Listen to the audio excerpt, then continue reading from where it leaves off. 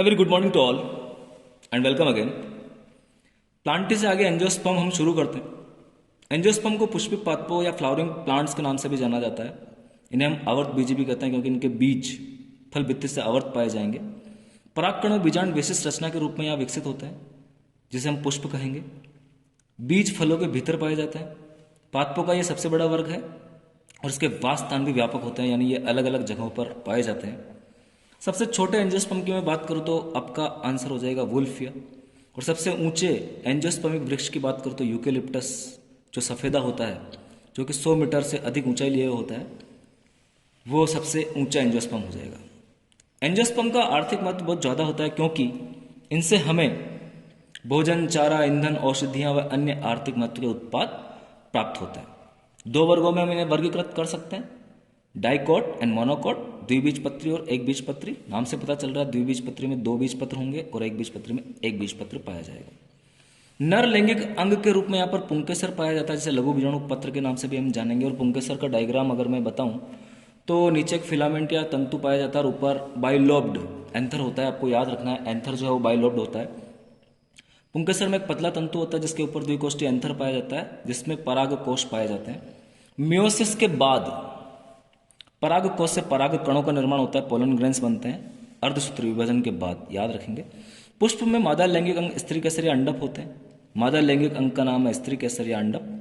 स्त्री केसर में अंडाशय होता है जिसके अंदर एक या एक से अधिक बीजांड पाए जाते हैं, ओव्यूल पाए जाते हैं। बीजांड के अंदर बहुत ही न्यूनीकृत मादा युग्मकोद्भिद होता है। न्यूनीकृत का मतलब हो गया कम सेल वाला, जिसे भ्रूण कोश हम कहेंगे। भ्रूण कोश बनने से पहले उसमें मियोसिस या अर्धसूत्री विभाजन होता है, इसलिए भ्रूण कोश की प्रत्येक कोशिका अगुणित होती है या हैप्लॉइड होती है। याद रखना है आपको कि भ्रूण कोश की प्रत्येक कोशिका हैप्लॉइड होती है। अब जो डायग्राम एंजियोस्पर्मिक भ्रूण कोश का यहाँ पर मैंने बनाया हुआ है वो बहुत इंपॉर्टेंट है, यहीं से प्रश्न पूछे जाते हैं। ऊपर वाला भाग आपको चैलेजल एंड या निभागीय सिरा दिख रहा है, वहां पर 3 कोशिकाएं पाई जाती है जिन्हें एंटीपोडल सेल्स या प्रतिव्यासांत कोशिकाएं या प्रतिध्रुवी कोशिकाएं कहेंगे। बीच में सेंट्रल सेल होती है, केंद्रीय कोशिका होती है, जो कि 2 ध्रुवीय कोशिकाओं से मिलने से बनती है और इसे हम द्वितीयक द्विगुणित केंद्रक के नाम से भी जानेंगे क्योंकि यहाँ पे 2 केंद्रकों का संलयन हुआ है। साथ ही जो बीजांड द्वार सिरा है या माइक्रोपाइलर एंड, वहां पर भी एक अंड समुच्चय के रूप में 3 कोशिकाएं मिलती है। बीच वाली कोशिका को हम अंड कोशिका कहेंगे और उसके इर्द गिर्द 2 सिनर्जिड्स या सहायक कोशिकाएं पाई जाती है। सिनर्जिड्स में फिलिपोम एपेरेटस नामक एक संरचना होती है जो कि पराग नलिका को मार्गदर्शित करने का काम करती है। याद रखेंगे, सहायक कोशिकाओं में फिलिपोम एपेरेटस के नाम से संरचना पाई जाती है जो कि पोलन ट्यूब को गाइड करती है। भ्रूण कोश में 3 कोशिकाओं से अंड समुच्चय, 1 अंड कोशिका, 2 सहायक कोशिकाएं, 3 प्रतिव्यासांत कोशिकाएं और 2 ध्रुवीय कोशिकाएं होती है। 2 ध्रुवीय कोशिकाओं के आपस में जुड़ने से एक केंद्रीय कोशिका या द्वितीयक द्विगुणित केंद्रक का निर्माण होता है। इस प्रकार से एंजियोस्पर्म का जो भ्रूण कोश है वो 7 सेल्ड 8 न्यूक्लिएटेड होता है। काफी इंपॉर्टेंट लाइन है। परागकण परागकोश से निकलने के बाद हवा एवं अन्य एजेंसियों के द्वारा स्त्री केसर के वर्तिकाग्र पर स्थानांतरित कर दिए जाते हैं। इसे हम परागण कहेंगे, पोलिनेशन कहेंगे।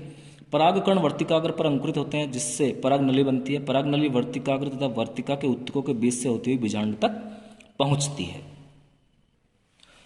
पराग नली भ्रूण कोश के अंदर जाती है जहां पर यह 2 नर युग्मकों को छोड़ देती है।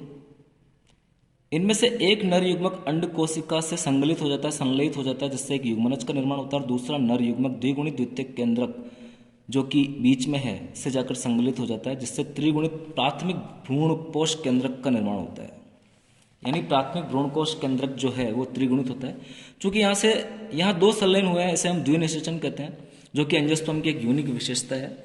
द्विनिषेचन की खोज नवाश्चिन नामक वैज्ञानिक ने की थी, ये भी आप थोड़ा याद रख लेना। नवाश्चिन ने इसे खोजा था। और द्विनिषेचन या डबल फर्टिलाइजेशन का मिलना एंजियोस्पर्म का एक यूनिक कैरेक्टरिस्टिक्स है। युग्मनज से भ्रूण बनता है और ट्रिपल फ्यूजन से बना प्राथमिक भ्रूणपोष केंद्रक ट्राइप्लॉइड भ्रूणपोष में विकसित होता है।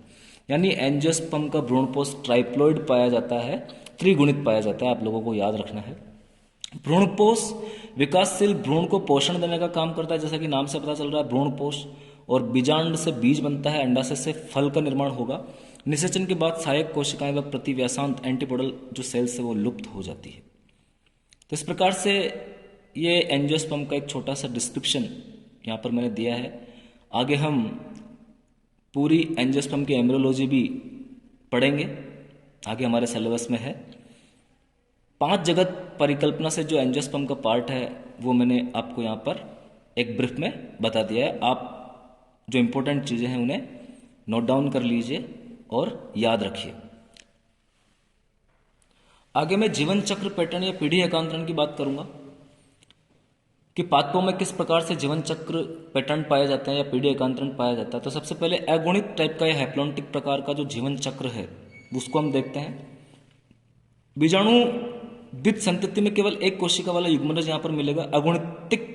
अगुणितक या हैप्लॉन्टिक प्रकार के जीवन चक्र की मैं बात कर रहा हूँ। यहाँ पर जो बीजाणु द्वित है उसमें एक कोशिका वाला युग्मनज होता है, मुक्त जीवी स्पोरोफाइट का अभाव होता है। आपको याद रखना है युग्मनज अर्धसूत्री विभाजन करता है, उससे बीजाणु या बनते जो अगुणित होते हैं और बाद में उनमें समसूत्री विभाजन होकर युग्मकोद्भिद का निर्माण होता है।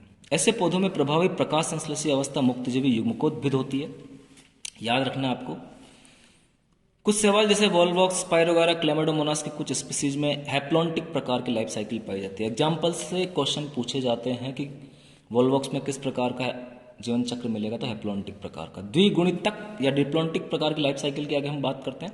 इस पैटर्न में द्विगुणित बीजाणुद्भिद प्रभावी प्रकाश संश्लेषण मुक्त होता है, यानी जो प्रभावी अवस्था है वो बीजाणुद्भिद होती है। युग्मकोद्भिद एक कोशिकीय वाला होता है और कुछ ही कोशिकीय अगुणित होता है, यानी एक कोशिकीय भी मिल सकता है और कुछ कोशिकीय भी मिल सकता है और अगुणित पाया जाएगा। युग्मकोद्भिद अगुणित होता है और बीजाणुद्भिद द्विगुणित होता है। बीजी पादप जैसे जिम्नोस्पर्म और एंजियोस्पर्म में डिप्लॉन्टिक प्रकार का जीवन चक्र पाया जाता है। आगे मिश्रित प्रकार के जीवन चक्र की हम बात करते हैं। अगुणितक या द्विगुणितक हैप्लोडिप्लॉन्टिक टाइप की लाइफ साइकिल। ब्रायोफाइट तथा टेरिडोफाइट में मिश्रित अवस्था अर्थात दोनों प्रकार की अवस्थाएं देखने को मिलती है। दोनों ही अवस्थाएं बहुकोशिकीय होती है, ध्यान रखेंगे दोनों ही अवस्थाएं यहाँ पर बहुकोशिकीय है, लेकिन उनकी प्रभावी अवस्था में भिन्नता होती है। ब्रायोफाइट में प्रभावी अवस्था अगुणितक या हैप्लॉइड युग्मकोद्भिद होता है और अप्रभावी अवस्था के रूप में बहुकोशिकीय बीजाणुद्भिद पाया जाता है। बीजाणुद्भिद डिप्लॉइड संरचना याद रखेंगे। टेरिडोफाइट्स में प्रभावी अवस्था द्विगुणित बीजाणुद्भिद होती है और अप्रभावी अवस्था अगुणित युग्मकोद्भिद होती है। अब एक इंपॉर्टेंट पॉइंट आपको यहाँ पे देखना है कि ब्रायोफाइट का युग्मकोद्भिद प्रभावी है, इस पर स्पोरोफाइट पोषण के लिए निर्भर करता है। लेकिन टेरिडोफाइट में बीजाणुद्भिद प्रभावी होता है व युग्मकोद्भिद स्वपोषी होता है, यानी युग्मकोद्भिद अप्रभावी होते हुए भी बीजाणुद्भिद पर निर्भर नहीं होता है टेरिडोफाइट्स के अंदर। बिल्कुल आपको ये पॉइंट अच्छे से याद करना है। फिर इन जीवन चक्र का अपवाद की भी हम बात कर लेते हैं। कुछ अपवाद है इन जीवन चक्र के। अधिकांश शैवाल में अगुणितक पैटर्न मिलता है, लेकिन एक्टोकार्पस, पॉलीसाइफोनिया और कैल्प ऐसे शैवाल हैं जिनमें अगुणितक द्विगुणितक पैटर्न होता है या हैप्लोडिप्लॉन्टिक टाइप का पैटर्न पाया जाता है। फ्यूकस या फाइकस की हम बात करें, जो कि एक भूरा शैवाल है जिसमें द्विगुणितक पैटर्न होता है, यानी शैवाल होते हुए भी ये एंजियोस्पर्म से समानता दिखाता है, जिम्नोस्पर्म से समानता दिखाता है। और ये एक्टोकार्पस, पॉलीसाइफोनिया, कैल्प जो है वो ब्रायोफाइट और टेरिडोफाइट से समानता दिखाते हैं जीवन चक्र के पैटर्न के आधार पर। तो थैंक्स स्टूडेंट, यहाँ तक 5 जगत परिकल्पना के जो पार्ट हैं, पांचों जगत पूरे हो जाते हैं और मैं आशा करता हूँ कि आप लोगों को अच्छे से जो बेसिक्स है वो समझ में आ गए होंगे। बहुत बहुत धन्यवाद।